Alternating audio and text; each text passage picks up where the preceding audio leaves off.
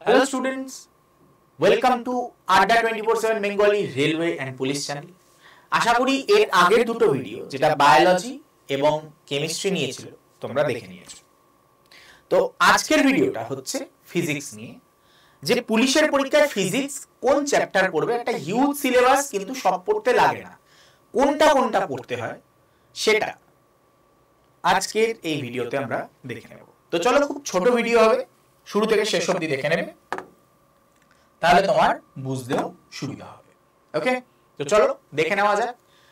ক্লাসটা শুরু করার আগে যারা যারা এখনো আমাদের অ্যাপটাকে ডাউনলোড করে ইনস্টল করোনি তাদের উদ্দেশ্যে বলছি, এই ভিডিওর ডেসক্রিপশন বক্সের প্রথমেই একটা লিংক পাবে, সেই লিংকে ক্লিক করে তোমরা আমাদের আড্ডা 24/7 অ্যাপটাকে ডাউনলোড করে নিতে পারো।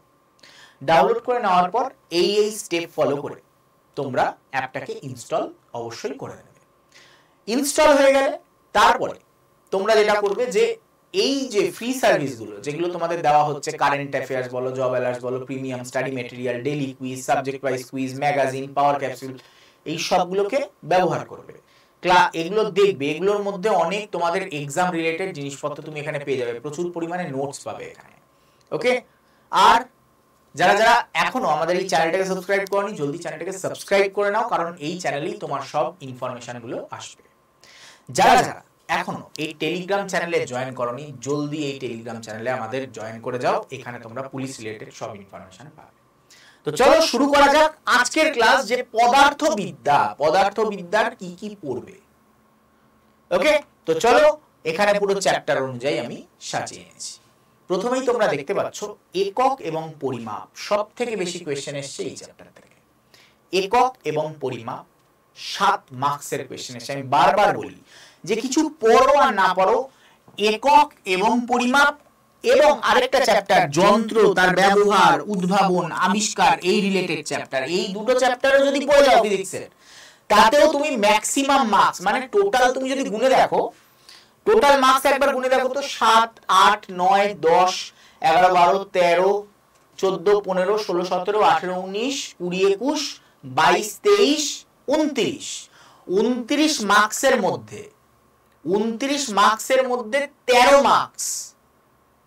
মার্কস খালি এইটুকুনি থেকে এসছে, মানে প্রায় বলতে পারো প্রায় 50% এর কাছাকাছি খালি এইখান থেকেই এসছে।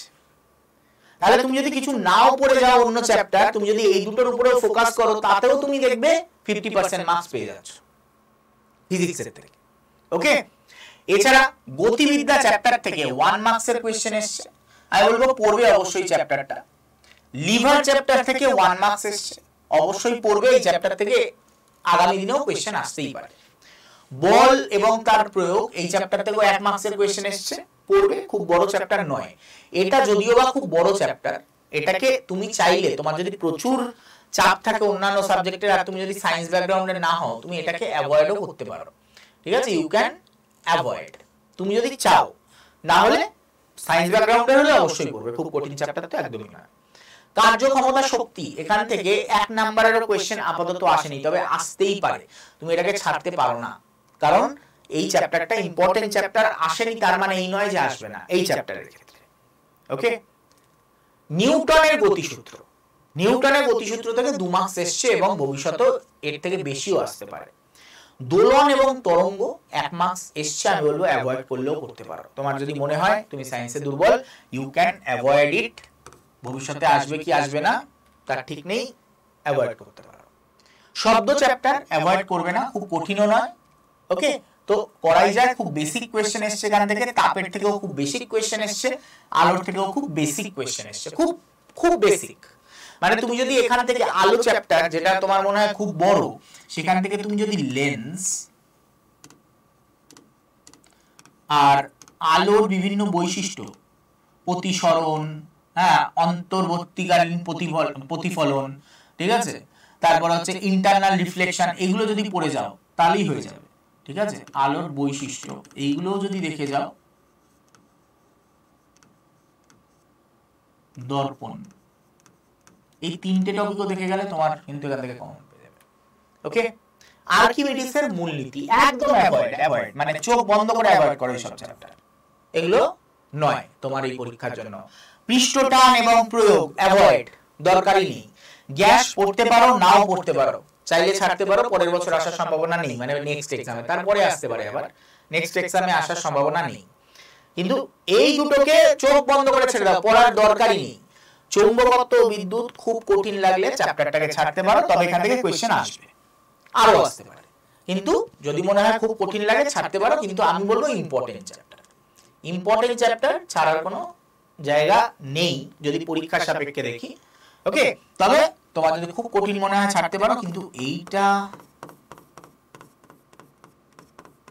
এর কোনো বিকল্পই নেই। এই দুটো চ্যাপ্টারের কোনো বিকল্প নেই, এর সাথে কম্পিটিশনে কোনো চ্যাপ্টার আসবে না, ঠিক আছে? তো অবশ্যই এই চ্যাপ্টারগুলো এইগুলো একবার ভালো করে দেখে নেবে, তাহলেই দেখবে তোমার প্রিপারেশন হয়ে গেছে, যেটুকুনি আমি বললাম।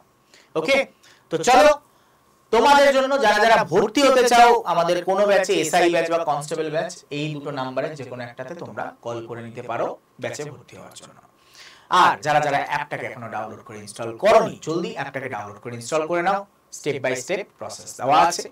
এবং এছাড়া যারা যারা এখনো এইগুলো দেখতে পাচ্ছ, এইগুলো ইউজ করোনি আমাদের অ্যাপের মধ্যে, অবশ্যই ইউজ করো, তোমাদের জন্য ফ্রুটফুল হবে সেটা।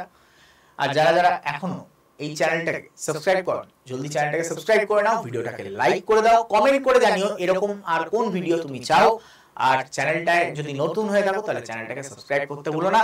দেখা হচ্ছে এরকম আরেকটা নতুন ভিডিওতে তোমাদের সাথে, ততক্ষণের জন্য টাটা, গুড বাই, বিদায়।